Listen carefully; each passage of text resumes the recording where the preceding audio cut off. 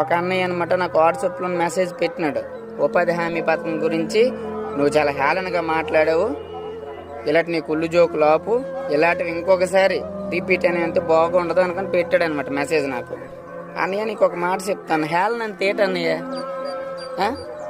కొంతమంది రాజకీయ నాయకులు వాళ్ళ స్వార్థం కోసం ఓటుని, అమూల్యమైన ఓటుని కొనడము, అలాగే కొంతమంది ఆ ఓటుని అమ్ముకోవడము జరుగుతుంది. అంత అమూల్యమైన ఓటుని అలా రేటు కట్టడము, అది ఓటుకి హేళన చేసినట్టు కాదా?